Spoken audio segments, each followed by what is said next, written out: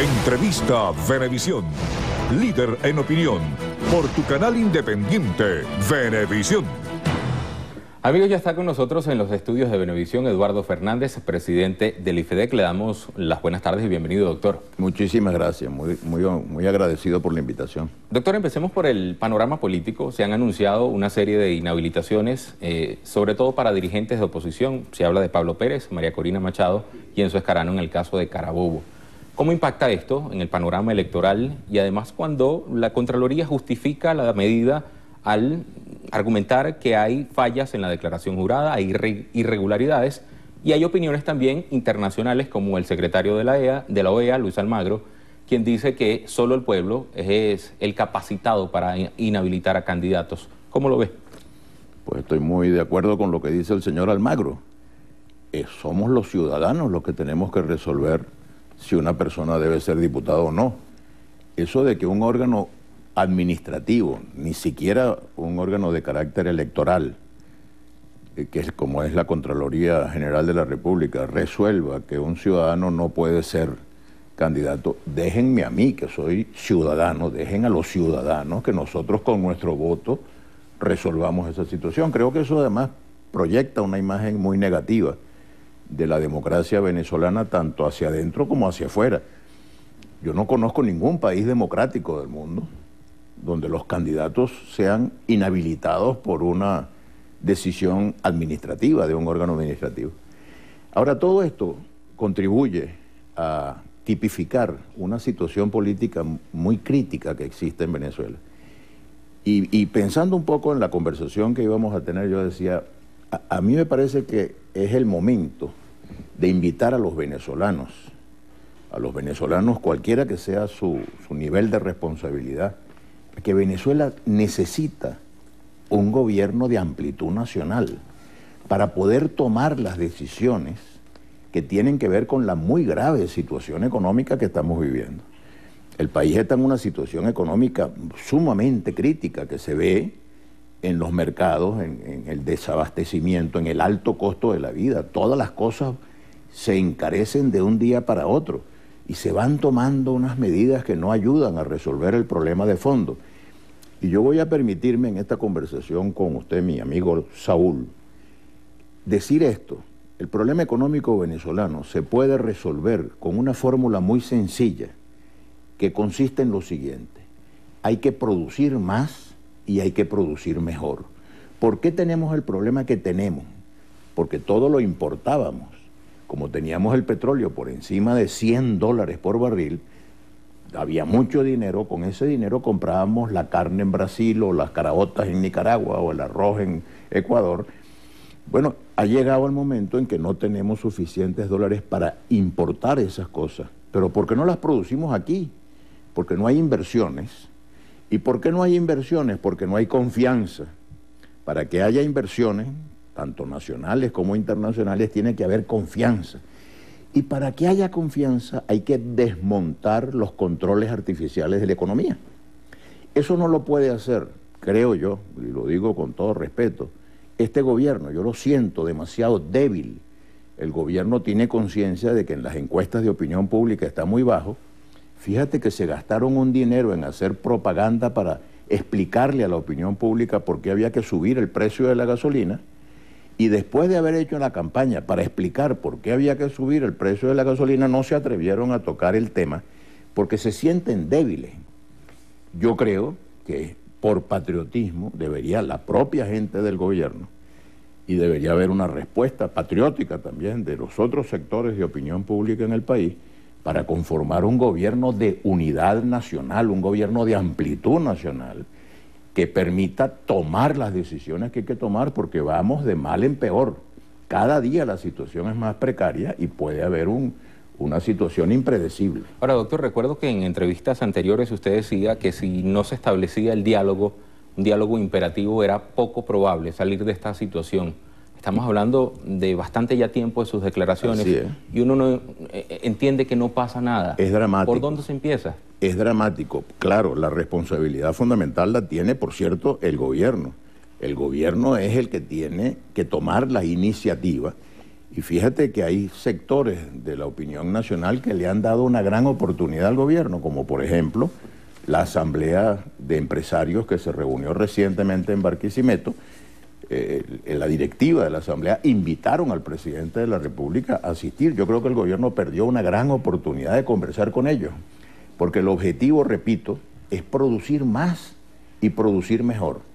¿Por qué otros países que tienen gobiernos que también se llaman socialistas no tienen inflación? En Bolivia, en la Bolivia de Evo Morales no hay inflación. En Nicaragua del señor Ortega no hay inflación. En Uruguay del señor Mujica y ahora del nuevo presidente no hay inflación. ¿Por qué aquí sí hay inflación? Porque tenemos unos controles artificiales de la economía que ellos no están aplicando. En ninguno de esos países hay control de cambio. En Ecuador incluso la moneda es el dólar. De modo que hay la inflación que hay en Estados Unidos, que es una inflación prácticamente muy pequeña. Entonces, ¿qué necesitamos en Venezuela? Un gobierno con un amplio respaldo nacional, que tenga el apoyo de muchos sectores y que tenga una política clarísima. Yo voy a producir más y mejor. O sea, todo lo que sirva para producir más, en lugar de desanimar a los productores, estimularlos y animarlos. Mira, hay millones de dólares de venezolanos en el exterior. Esos señores venezolanos que tienen esos dólares en el exterior no van a traer esos capitales para Venezuela bajo amenaza, sino que hay que enamorarlos. Hay que decirles, mire, la economía venezolana va a florecer. Y si tomamos las medidas que hay que tomar, la economía venezolana va a florecer. Voy a hacer un pronóstico. ¿Tú sabes qué economía va a florecer muchísimo en los próximos meses? Ya lo vamos a ver. La cubana. Porque resulta que a Cuba están viniendo los capitales. Entonces yo no le pido al gobierno venezolano que se copie de los países capitalistas de Europa Occidental. Cópiese de los países socialistas de América Latina que están progresando porque no tienen esos controles artificiales de la economía, y cópiense de los cubanos, que los cubanos están abriendo su país a inversiones importantes para que haya empleos modernos, para que se produzca más bienes y servicios, para que los anaqueles de los mercados estén llenos de productos. Qué sabroso es cuando tú entras en un mercado de esos y ves los anaqueles y dices, aquí puedo escoger del mismo producto variedad de marcas, variedad de calidades, y me alcanza el dinero que llevo en el bolsillo para hacer el mercado. Eso lo podemos hacer en Venezuela. Se necesita un gobierno que tome las decisiones, y la primera decisión es dialogar. En ese punto, doctor, ¿qué importancia toma elecciones parlamentarias y un año electoral en la toma de decisiones? ¿Está el gobierno en la capacidad de tomar decisiones que podrían ser catalogadas como impopulares? Es lo que digo, si tuviéramos un gobierno de mucho apoyo popular, digamos de mucha amplitud, ese gobierno podría tomar las decisiones. Ahora, un gobierno que está asustado, porque lo que indican las encuestas es que corre el riesgo de tener un resultado muy adverso. Las elecciones parlamentarias son muy importantes. En un país democrático, las elecciones periódicas son muy útiles para el gobierno medir, ¿voy bien o no voy bien? ¿Y qué significa ir bien en un gobierno democrático, en un país democrático? Bueno, que el pueblo esté respaldando las políticas del gobierno. Ahora, si el pueblo es tan bravo, si el pueblo no está contento, si el pueblo siente que las cosas están muy caras, que la inseguridad lo está asfixiando y aplastando, bueno, el pueblo tiene derecho a través de su voto expresar su protesta. Y el gobierno tiene la obligación de estar muy atento a la situación de la opinión pública para tomar las medidas que rectifiquen los errores, que rectifiquen las equivocaciones. Y yo vuelvo a decir, como lo dije en esa entrevista anterior que usted ha recordado, la primera obligación del gobierno es ser gobierno de todos los venezolanos y no solamente de sus partidarios, amplitud nacional, buscar la unidad, la integración de todo el país. Esto tiene que ver con un tema que me hablaste hace un rato, que es el tema fuera de cámara, que es el tema de la Guayana Esequiba. Correcto. Debe haber una política nacional. Qué lástima que el actual gobierno acabó con una institución que existía que era muy representativa, que se llamaba la CARE, Comisión Asesora de Relaciones Exteriores, del presidente de la República, donde estaban todos los que habían sido ministros de Relaciones Exteriores. Así el país se aprovechaba de la experiencia de todos los, cualquiera que hubiera sido su partido, unos de un partido, otros de otro partido, pero estaban todos representados en la CARE. El tema de la situación, del reclamo muy legítimo que tiene Venezuela en el tema de su frontera oriental con la República Cooperativa de Guyana, que fue un tema que nació cuando el Imperio Británico extendió arbitrariamente la frontera para tratar de acercarse a la desembocadura del Orinoco. Ese tema debe ser un tema nacional, donde deben estar representados todos los puntos de vista y que todos tratemos con patriotismo de ayudar a que se resuelva satisfactoriamente para la vía diplomática, doctor, prevalecerá futuro, porque uno ve declaraciones, escucha declaraciones desde el alto gobierno de Guyana y están prácticamente como negados. Hablan de que insistirán en el reclamo de su territorio, descartan el buen oficiante por parte de la ONU, insultan un poco al Estado venezolano al decir que se ha convertido en una carga para Guyana. ¿Considera usted que a futuro podría prevalecer esa vía diplomática? ¿El diálogo se logrará? Es muy importante que prevalezca. Yo aconsejaría con la mayor vehemencia que se baje el tono de lo que llaman la diplomacia de micrófono.